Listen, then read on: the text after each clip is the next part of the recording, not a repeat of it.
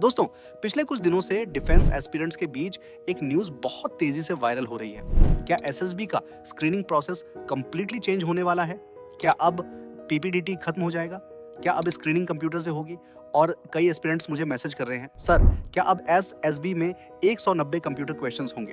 तो आज मैं आपको इस टॉपिक पर कंप्लीट फैक्चुअल एक्सप्लेनेशन देने वाला हूं। साथ ही मैं आपको एक्सप्लेन करूंगा कि सीएसएसएस और ओपीएम सिस्टम क्या है। सबसे पहले समझते हैं कि एसएसबी का करंट सिलेक्शन प्रोसेस क्या है। एसएसबी इंटरव्यू टोटल 5 दिन का प्रोसेस होता है। डे 1 को स्क्रीनिंग टेस्ट कहा जाता है, जिसमें 2 मेन कंपोनेंट्स होते हैं, OIR test, officer intelligence rating, PPDT, picture perception and discussion test. OIR test candidate की रीजनिंग एबिलिटी और इंटेलिजेंस लेवल को चेक करता है।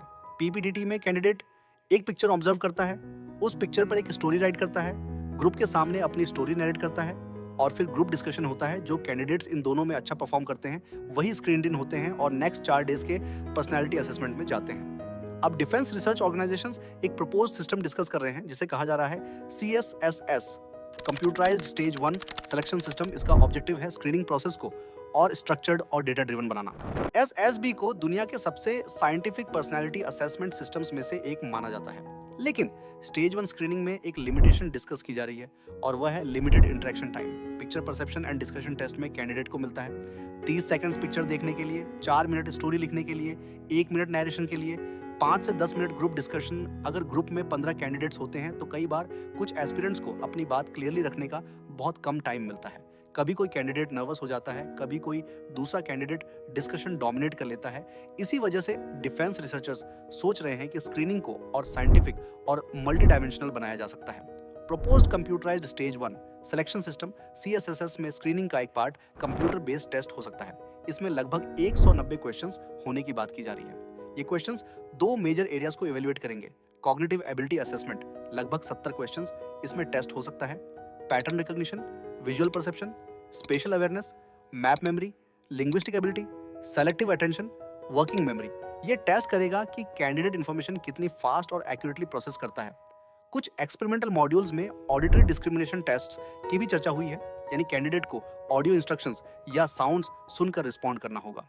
ये कैपेबिलिटी बैटलफील्ड कम्युनिकेशन और सिचुएशनल अवेयरनेस के लिए इंपॉर्टेंट मानी जाती है। OPM, objective personality assessment model, test का दूसरा और बड़ा पार्ट होगा पर्सनैलिटी एनालिसिस, पर्सनैलिटी और बिहेवियरल असेसमेंट, लगभग 120 क्वेश्चंस। ये एक साइकोलॉजिकल फ्रेमवर्क है जो कैंडिडेट के लीडरशिप पोटेंशियल को एनालाइज करता है।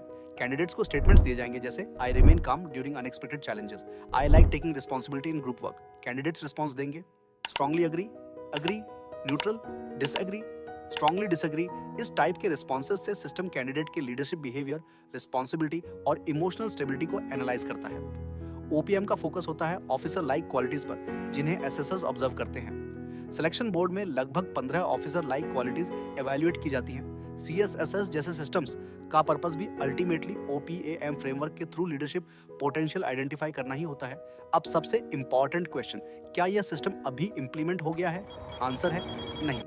इस कॉन्सेप्ट का एक्सपेरिमेंटल ट्रायल साउथ इंडिया के कुछ एसएसबी सेंटर्स में किया गया है। अगर फ्यूचर में सीएसएसएस इंप्लीमेंट होता है तो उसके लिए जरूरी होगा सभी एसएसबी सेंटर्स पर computer infrastructure, question bank validation, psychometric testing, staff training.